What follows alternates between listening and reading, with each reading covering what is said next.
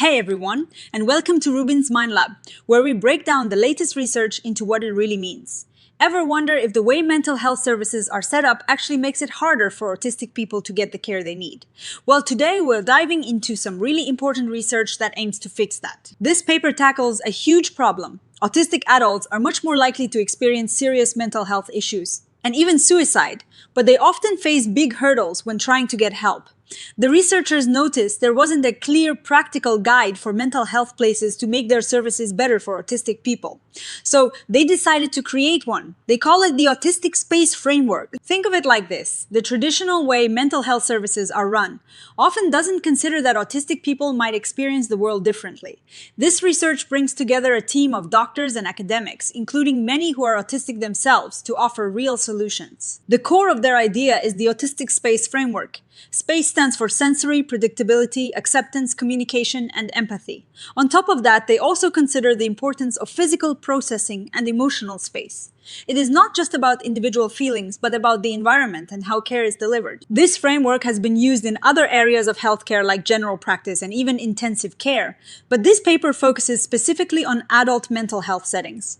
They want to guide how things are done in different places like regular appointments, urgent situations, and even when someone needs to stay in the hospital. They start by emphasizing that autism is a natural variation in how people's brains work. It is not a flaw, but a different way of experiencing the world. This is a really important shift in perspective. They stress that challenges autistic people face often come from environments and systems that aren't designed to understand these differences. The paper lays out the 5 core SPACE components. Let's break them down.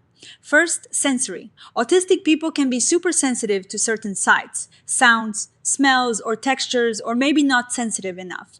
Healthcare environments, often full of bright lights or loud noises, can be overwhelming and make it hard to focus or even feel safe. Next, predictability. Uncertainty can cause a lot of anxiety for autistic individuals. Knowing what to expect, what will happen, and for how long can make a huge difference in feeling calm and able to engage with care. Then there is acceptance. This means seeing autism not as something to be fixed or pathologized, but as an authentic part of who a person is. Trying to force autistic people to be more like neurotypical people can be harmful and lead to them masking their true selves, which is exhausting and bad for mental health. Acceptance, on the other hand, feels validating and can build a stronger sense of self. Communication is another big one. Autistic people might communicate differently, and it is not fair to assume that neurotypical communication is the only right way. The paper talks about the double empathy problem, which means communication breakdowns can happen from both sides because of different communication styles and expectations. Clinicians need to adapt their own style, not just expect autistic people to do all the work. And finally, empathy. There is a common misconception that autistic people lack empathy. This research strongly challenges that empathy is complex and autistic people might experience and express it differently. What might look like a lack of empathy might actually be differences in processing emotions or communicating them. Clinicians need to be curious and check their assumptions rather than relying on typical social cues. Beyond these 5, the framework also highlights the importance of physical processing and emotional space. Physical space means respecting personal boundaries and avoiding unnecessary closeness.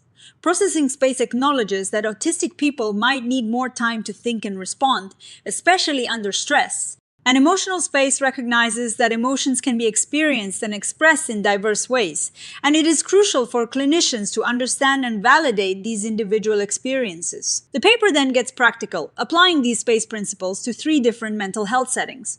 First, outpatient and community settings, including psychotherapy. Here they suggest things like providing lots of information in advance about what to expect, where to go, and even photos of the space. They also recommend making appointments flexible, like offering virtual options or quiet waiting spaces. For psychotherapy, they emphasize the importance of a neurodiversity affirming approach with clear goals and structured sessions, if that is helpful for the individual. In crisis presentations and intensive community support, where things are often chaotic, the framework becomes even more critical. The researchers argue that failing to accommodate sensory processing and communication needs in a crisis can actually make things worse, leading to more distress and potentially unnecessary hospital admissions. They stress that accommodation should start at triage. They also point out that refusing someone admission solely because they are autistic could be illegal and discriminatory.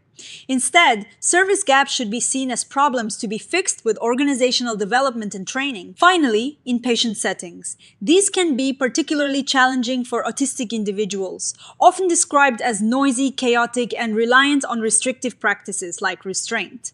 The paper highlights that autistic people are overrepresented in inpatient settings. And this can be due to issues like sensory overload and disruption of routine, making involuntary treatment particularly difficult. The recommendations here include universal autism training for staff, environmental adjustments to reduce sensory load, predictable routines, and clear communication about ward practices.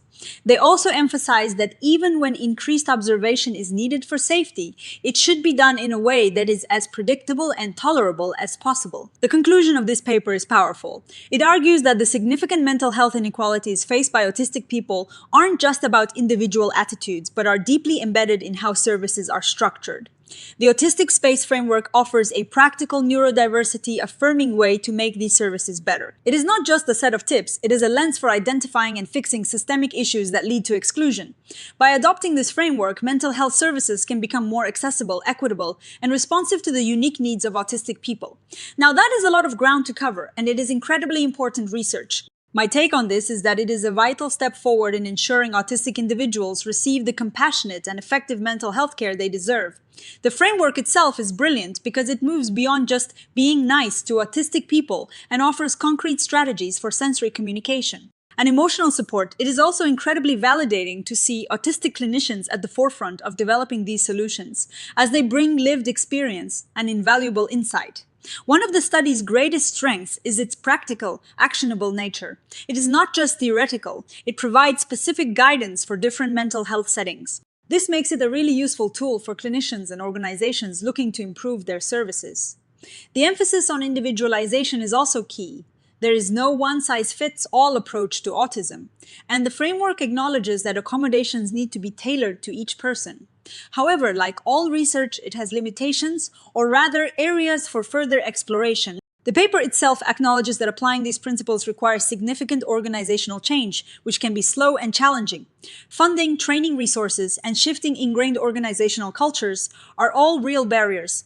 Also, while the framework is comprehensive, its implementation will depend heavily on the willingness and capacity of individual services. It is a framework, but it still requires people to actively use it. Thinking about the real-world impact, this framework has the potential to drastically reduce distress, improve engagement with services, and ultimately lead to better mental health outcomes for autistic adults.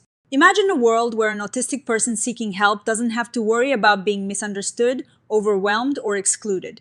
This research offers a roadmap to that world. What is next? Well, I'd love to see more research on how well this framework is implemented in real-world settings and what specific outcomes it leads to. We also need to continue educating mental health professionals about neurodiversity and equip them with the skills to apply principles like these.